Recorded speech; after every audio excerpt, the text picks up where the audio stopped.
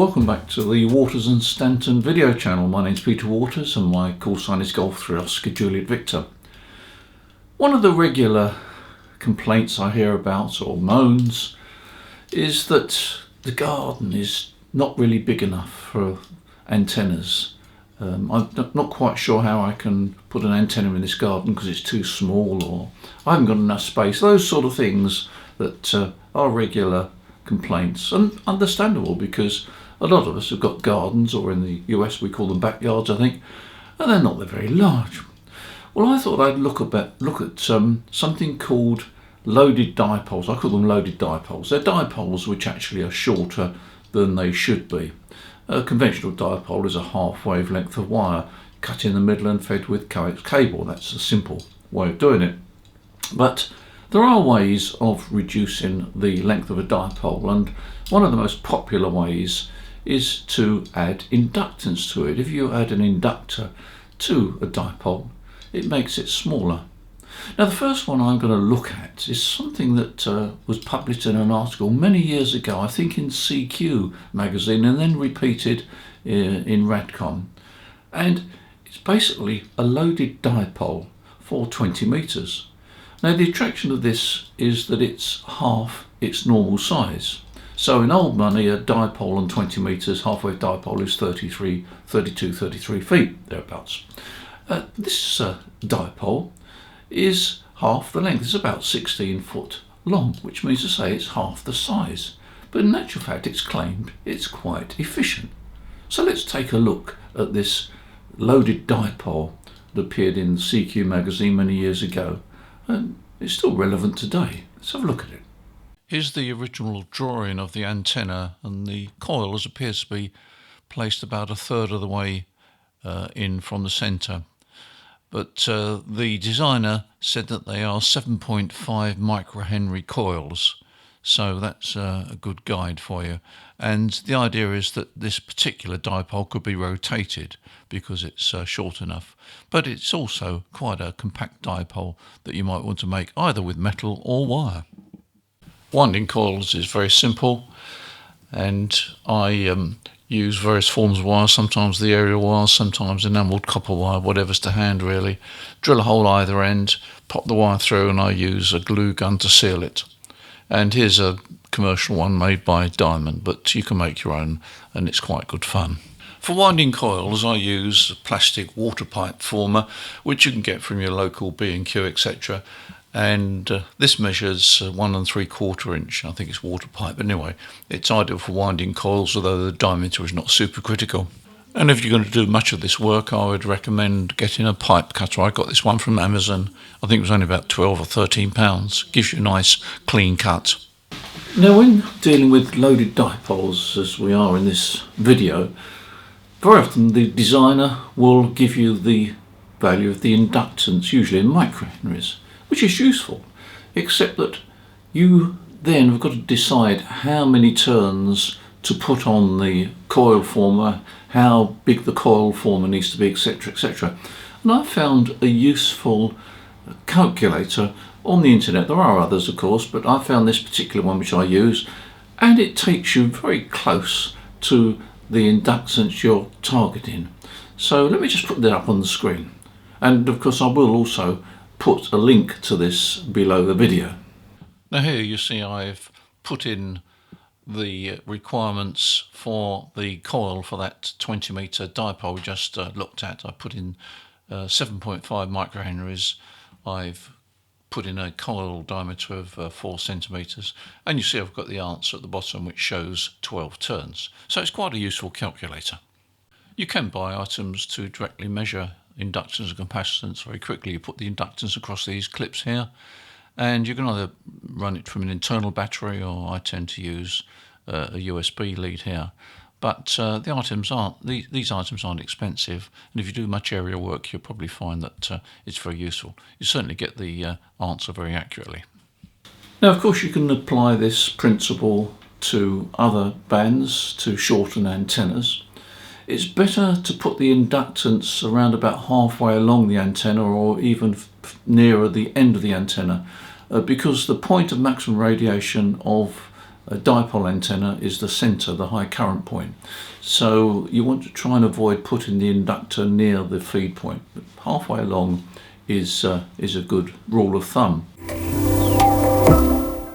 A quick plug for Waters and Stanton. I started the company 52 years ago and we're still going strong. We stock all the major brands and lots of accessories, so do check our website. And if you're overseas, yes, we do ship goods overseas. We shipped a transceiver recently to New Zealand and the customer said it arrived within 6 days.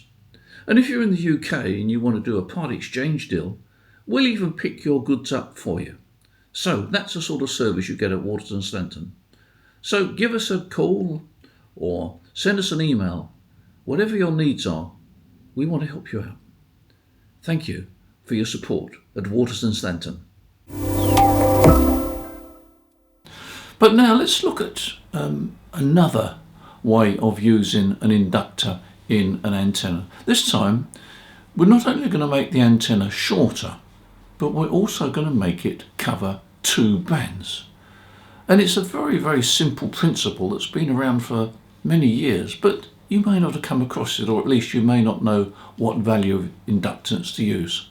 Now there's something rather magical that can happen with an inductor like this. If we get the value right, we can make it act as an inductor, as a loading coil, and also act as a choke. We need a frequency difference of ×2. In other words, we need one frequency to be half the other frequency. That's a general principle to make it work effectively. So this coil could be both a loading coil and a choke. Let me give you an example of how it works and how you can use it in practical terms on an antenna that you can make yourself. So first of all, I'm going to look at an antenna that covers both 40 and 20 metres. Now a 40 metre antenna in old money is 66 foot long, give or take. This antenna is somewhat shorter. So let me put up on the screen the antenna that I'm talking about, and then I'll explain how it works. Now I've put up on the screen an antenna which was conceived by W4JRW back in 1961. Gosh, I was 18 years old then. And it demonstrates how an antenna with a coil in each leg can become a dual band antenna. And this example covers the 40 and the 20 metre bands. And normally a 40 metre antenna would be 66 foot long, but this antenna is just a shade under 40 foot long. And you see that the coils have actually been placed at what would be the end of a 20 metre dipole. The inner section is basically 33 foot long, which is a half-wave dipole on 20 metres. And those inductors on that frequency act as a choke, but on the lower frequency they let some energy through and act as a loading coil. So you get an antenna that covers 2 bands. On 20 metres, those chokes are like insulators almost. But on 40 metres, they're a loading coil. And on 40 metres, they actually shorten the antenna quite significantly. So you can see the advantage. Now let's suppose then that you've got a bigger garden. Well, you can actually make an antenna that covers 80 and 40 metres. And here's the diagram of the antenna. In inner section is the 40 metre dipole, and the outer section resonates the antenna on 80 metres. And it shows the coil former, which is a 40 millimetre coil former, which is standard water pipe, I believe, 104 turns. And that'll get you on 80 and 40. Total length of the antenna is just under 80 feet, so it's quite a significant saving over a full-size 80 metre dipole. Now, because that inner section is a 40 metre dipole and it's a full-size 40 metre dipole, it will also show low impedance on the 15 metre band, 21 megahertz, which is the third harmonic of 40 metres. So you can have an antenna which covers 80, 40 and 15 metres. It's quite nice, isn't it? And it's something that if you've got a larger garden you might want to fit in. Now let's go one stage further than that. Let's go back to the original antenna that covered 20 metres and 40 metres.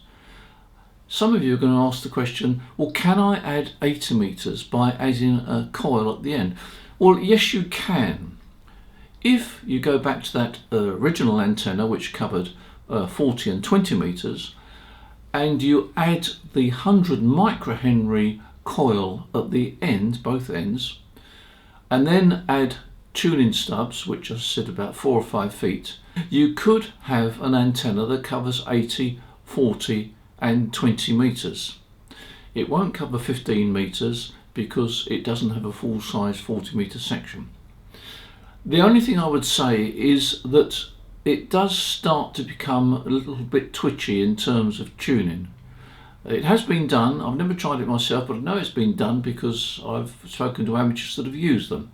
So you could have an antenna that covers the 80, 40 and 20. Now going back to the 80, 40 antenna, it's going to end up approximately 70, 72 or 73 foot long, which gives you 80 metres. So back to the second antenna, 80 and 40, in a section is a dipole on 40 metres, which is 66 foot, plus your tuning section at the end, 4 or 5 feet. So you're going to have around about 72, 73 foot antenna, which covers 80 and 40 metres. That will get you on the low frequency bands. And as a final thought, going back to the original antenna, which covers 20 and 40, when I made mine, must be about 7 or 8 years ago now, I actually found that I could operate it on the 17 metre band as well. How?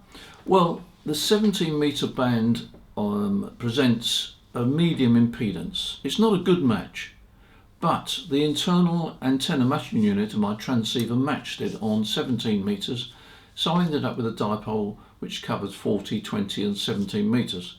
Now, I can't guarantee that you'll have the same success, but if you've got a decent antenna matching unit in your transceiver, it's worth a try. And my guess is the Yaesu FT710, which I use at the moment, would certainly cope with that. You won't get such a good performance because there'll be SWR on the line, but you'll be able to make some contacts. There we are. And by the way, if you want an accurate instrument that will check your VSWR, impedances, etc., look at the Rig Expert range. We stock the complete range. It's a lovely rugged meter. Okay, well, I hope that this video's been interesting. Get outside there and start cutting bits of wire and making up coils. It's great fun, and it's not overly expensive. I'm not sure what the bit of piping is from B&Q these days, but anyway, it's a good investment. You'll be able to get a whole load of coils out of a length of tubing. Don't forget to consider buying that pipe cutter. It's a bit of an outlay, I don't know, 12, 13 pounds, but you get a nice clean cut, and it's far better than doing it with a hacksaw where you get all sorts of cuttings all over the floor, and it's never quite, at least when I cut it, it's never quite straight. There we are. So once again, thank you for your support on this channel, much appreciated. Don't forget to press the subscribe button, that alerts you to when there's a new video and it helps us. And as usual, I wish you all the best with your ham radio. You keep enjoying your ham radio, and don't forget, ham radio is a challenge, so if you've got difficult size gardens, also don't forget you can bend this antenna around as well. It will still work if you bend it around. Enjoy ham radio, you take care, and I'll look forward to seeing you in the next video. Bye for now.